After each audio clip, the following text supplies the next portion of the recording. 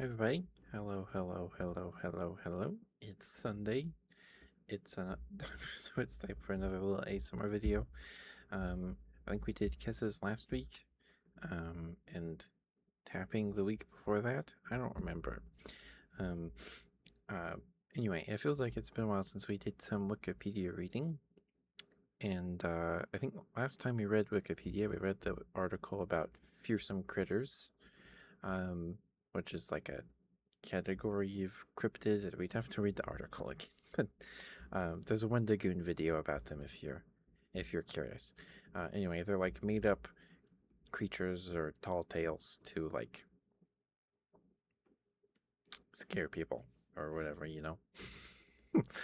The Fearsome Critters article on Wikipedia has a list of fearsome critters, so I figure we just go down the list and read about them.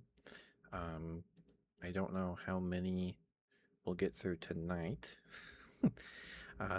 These are all probably fairly short articles. I think Bigfoot's in the list, so that'll probably, I don't know if that'll be in a video or on a stream. Yeah. And I don't think I'm gonna do a ton of whispering tonight because we just finished stream and my voice is kind of shot. I don't want to stress it any more than I already have, so we'll just do some soft talking. All right, but I hope you're all doing well. Hope you all had a good weekend. Hope you're all staying cool. It is very hot this weekend. It's very hot. All right, but first up is the agropelter.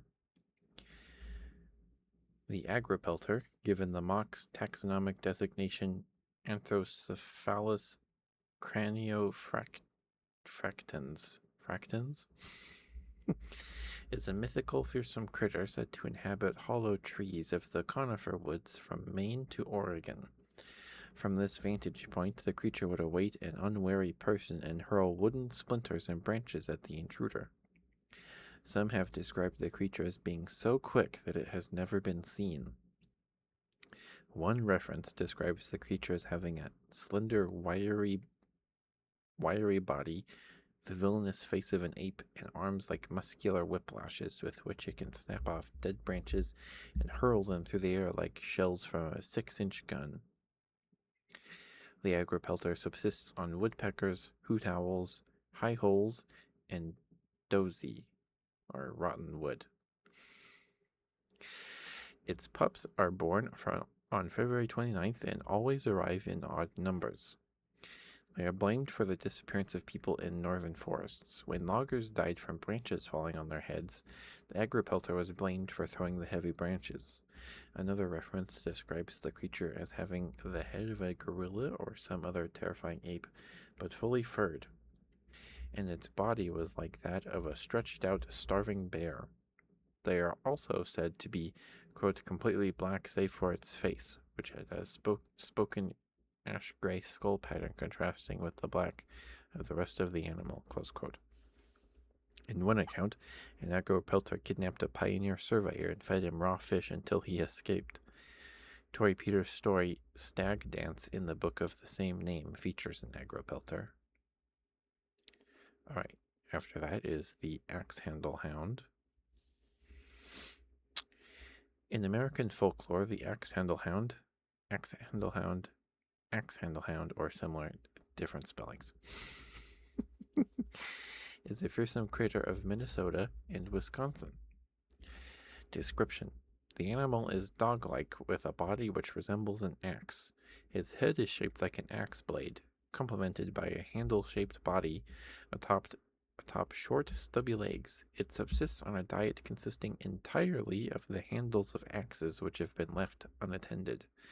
A nocturnal creature, the axandlehound travels from camp to camp searching for its next meal.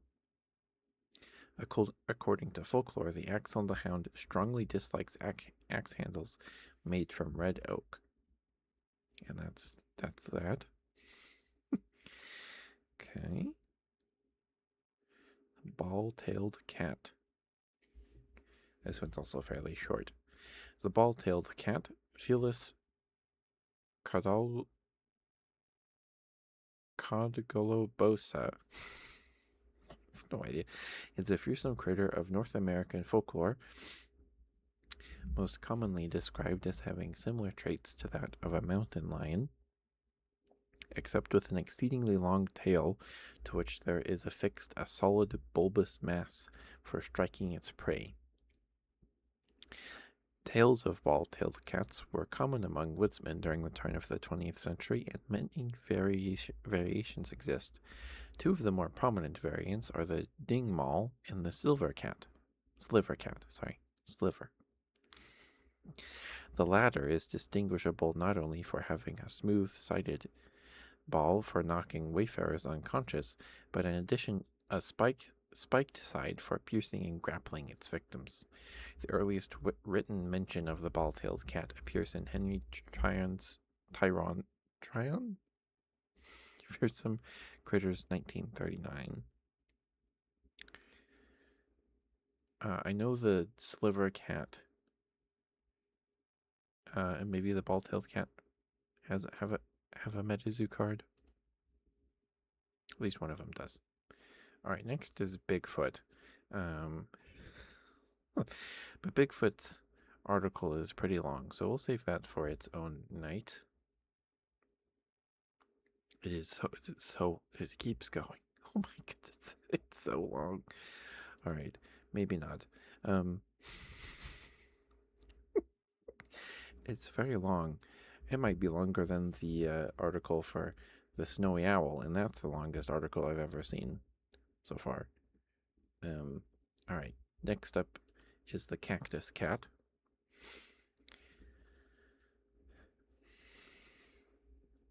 The cactus cat is a legendary fearsome critter of the American Southwest. The cactus cat was generally described as being a bobcat-like creature, covered in hair like thorns, with particularly long spines extending from the legs and its armored, branching tail. The creature was said to use its spines to slash cacti at night, allowing juice to run from the plants. On later nights, the creature was said to return to drink the now fermented juice. It was said that the cactus cat had camouflaged to better fit the desert it lived in, though it is hard to pinpoint where exactly it originated due to the fact that this story is passed down orally and could have been easily lost in translation over time. According to this site Cactus Cat, the spiny feline of the desert, the only thing we can really know is what it looked like, and it may have originated in Arizona, New Mexico, or Texas. Though there is evidence that there's a typo here. And it's an indigenous story that was passed down due to the connections to the land where they had primarily resided. It may have been a story that even miners and cowboys told one another as just an intriguing tale. It is supposed to represent the spirit of the desert itself. All the harsh conditions that the desert is known for is said to be in, or rather is, the cat. There is little that is known about it in the first place, but what is known is that it was only a representation of the desert and all that lives within it. Okay, that's interesting. Okay, next is the dungaven hooter. I love this one. This one has a MetaZoo card, and it's quite something. Okay. In American folklore, the dungaven hooter is a fearsome critter described as resembling a large crocodilian animal lacking a mouth, which consumes prey by pulverizing its human prey into vapor and snorting them through the large holes of its nose. Characteristics. The dungaven hooter appears in the 1939 book on folklore Fearsome Critters by Henry Harrington Tryon, from 1888 to 1953, wherein the animal, I guess that's how long he lived, wherein the animal is purported to have been sighted in marshlands from Maine to Michigan, but has since been extirpated outside the upper peninsula of Michigan and has become rare. Tryon relates that the dungaven hooter lies in wait behind behind a brush with satanic cunning until a passing logger comes within striking range of its tail. The dungaven hooter is partial to devour intoxicated individuals who have had too much rum. Subsequently, the dungaven hooter catches its prey by surprise, pounding them into a gaseous state with its tail and inhaling them through its wide and abnormally large nostrils. The dungaven hooter appears to be a version of the dungarvan whooper myth, such as the yarn told by Leroy Dudley, a noted mountain guide and storyteller at the Chimney Pond campground on Katahdin, the tallest mountain in Maine. It has been noted that the dungarvan whooper of Dungarvan River in New Brunswick is usually depicted as a typical ghost, but it is also sometimes described as being reincarnated into a panther-like creature. The dungaven hooter is classified as a fearsome critter, i.e. a creation of tall tail akin to the jackalope. Okay, next is the glowacus. Glowacus. Okay. Alright, well, this will be... We can do one more after this, if it's not too long. The glowacus is one of the fearsome critters, a group of legendary creatures in the folklore and traditions of lumberjacks during the 19th and early 20th centuries in North America. The glowacus is described as looking something between a bear, a panther, and a lion. The glowacus is also known as the northern devil cat. It is known for its fearsome screech that compares to the cackle of a hyena. The creature is blind and uses its sense of smell as well as sound waves. Looking into the creature's eyes is said to wipe the victim's memory. Citation needed. It was seen in 1939 in Glastonbury, Connecticut. Sightings of the creature. The following is a segment from Memories of Cryptozoologist from the Cape Codder.